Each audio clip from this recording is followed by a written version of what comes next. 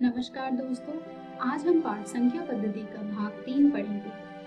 हमने हमारी पिछली वीडियो में पढ़ा था वास्तविक संख्याएं और उनके दशमलव प्रसार, वास्तविक संख्याओं का संख्या रेखा पर निरूपण।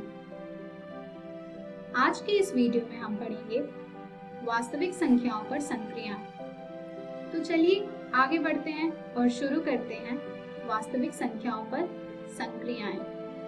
जैसा कि आप सभी जानते हैं कि जोड़, घटा, गुणा और भाग 4 मुख्य संक्रियाएं होती हैं। अब हम इन 4 संक्रियाओं को वास्तविक संख्या पर प्रयोग करके देखेंगे कि हमें किस प्रकार की संख्या मिलती है। हमने यहाँ वास्तविक संख्या की 3 स्थिति ली है। पहली स्थिति है जब दोनों संख्याएं परिमेय संख्याएं होंगी। तो चलिए देखते हैं, जब हम दो परिमेय संख्या पर संक्रियाएं लगाएंगे तो हमें किस प्रकार की संख्या मिलेगी। चलिए उदाहरण से स्पष्ट करते हैं। मान लीजिए हमने दो परिमेय संख्या 3 और 6/5 लिया है, जिस पर हमने जोड़ संक्रिया लगाया है। तो हमें अंक मिला है 21/5, जो कि एक परिमेय संख्या है। उसी प्रकार हमने दूसरा उदाहरण लिया है 6 और 6/5 का, जहाँ ये दोनों संख्या परिमेय संख्या है और इस पर हमने घटा संक्रिया का प्रयोग किया है। तब हमें 24/5 संख्या मिली है, जो कि एक परिमेय संख्या है।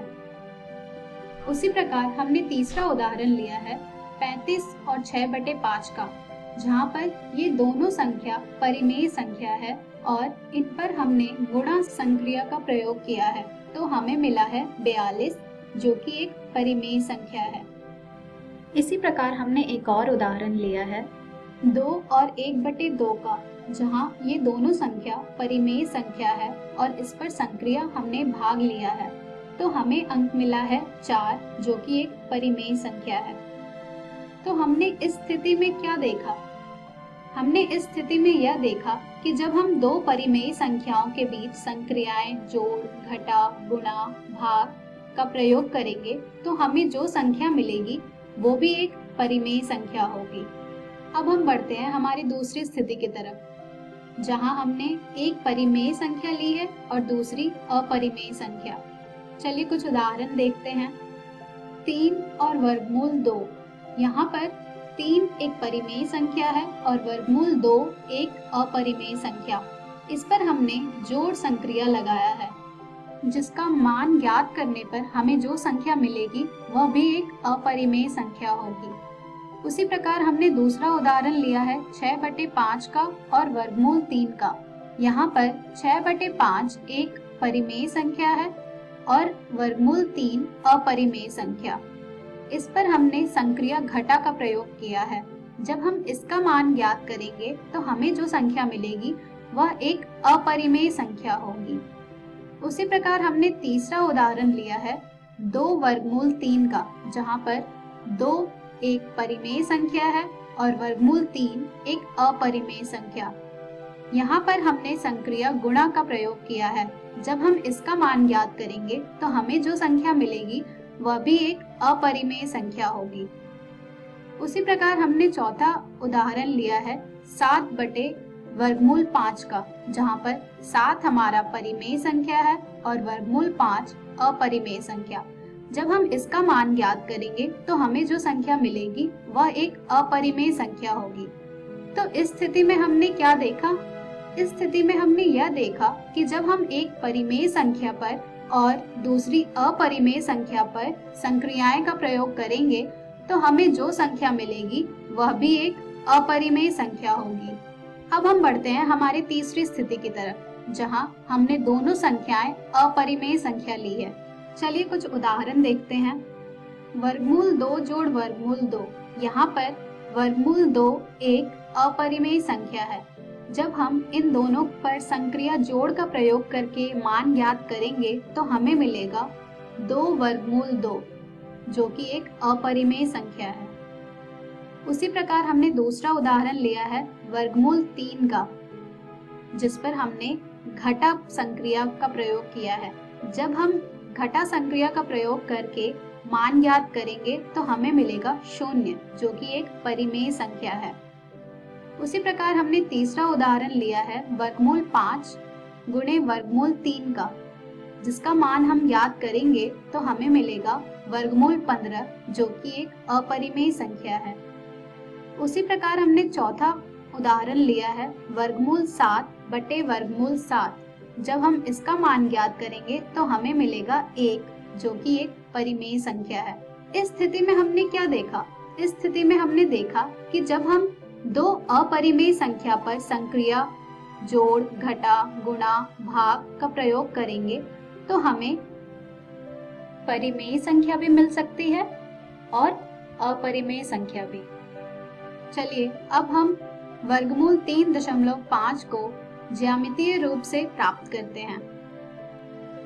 सबसे पहले आप एक रेखा AB खींचेंगे जो कि 3.5 एकक की होगी। अब आप बिंदु B से 1 एकक की दूरी पर चिन्ह लगाएंगे और उसे बिंदु C मान लेंगे।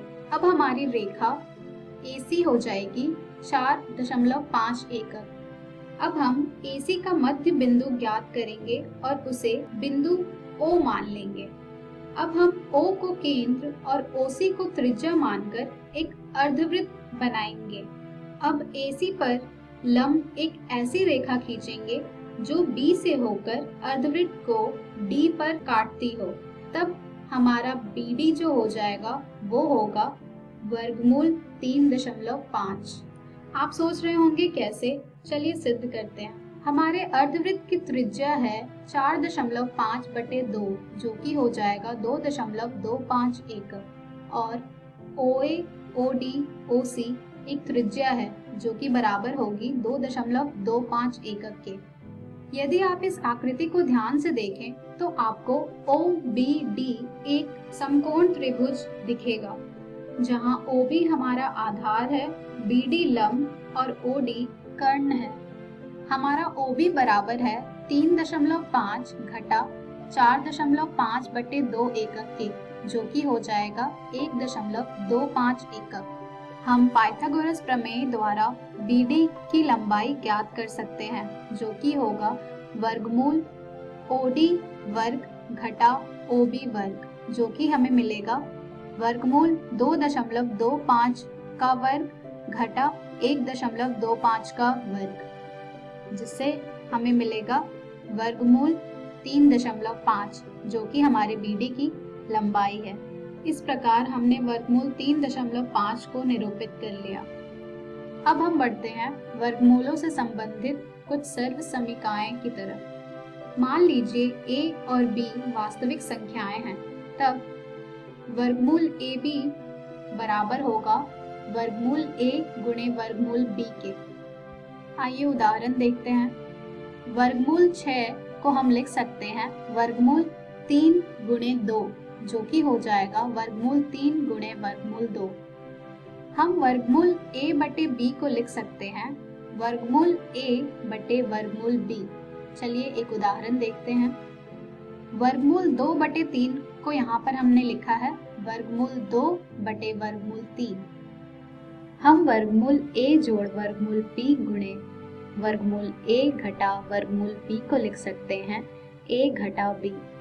चलिए एक उदाहरण देखते हैं।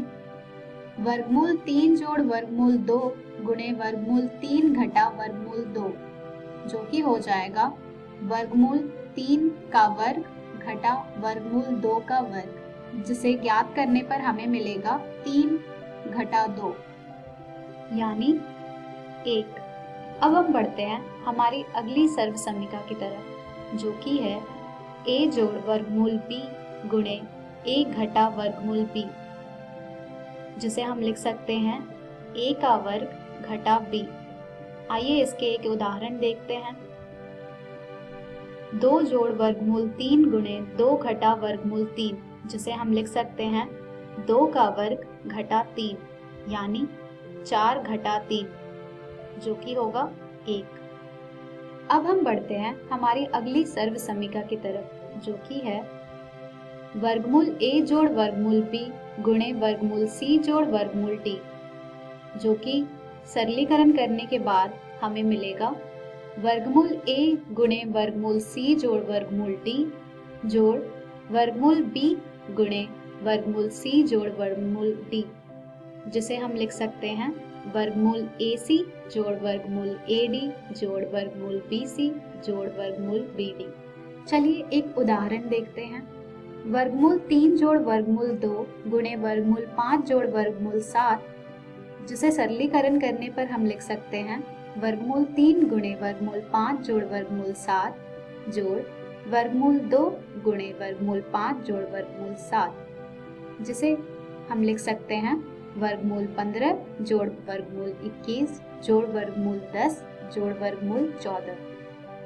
अब हम बढ़ते हैं हमारी अगली सर्वसमीका की तरफ, जो कि है वर्गमूल a जोड़ वर्गमूल b का वर्ग, जिसे हम लिख सकते हैं a जोड़ 2 गुणे वर्गमूल ab जोड़ b। आइए एक उदाहरण देखते हैं। वर्गमूल 3 जोड़ वर्गमूल 2 का वर्ग को हम लिख सकते हैं वर्गमूल 3 का वर्ग जोड़ 2 गुणे वर्गमूल 6 जोड़ वर्गमूल 2 का वर्ग, यानी 3 जोड़ 2 वर्गमूल 6 जोड़ 2, जिसे हल करने पर हमें मिलेगा 5 जोड़ 2 वर्गमूल 6। तो ये सभी थे वर्गमूलों से संबंधित सर्वसमीकाएं। आज के इस वीडियो में हमने सीखा वास्तविक संख्याओं पर संक्रियाएं। हम हमारी अगली वीडियो में पढ़ेंगे परिमेयीकरण और वास्तविक संख्याओं के लिए घातांक नियम। धन्यवाद।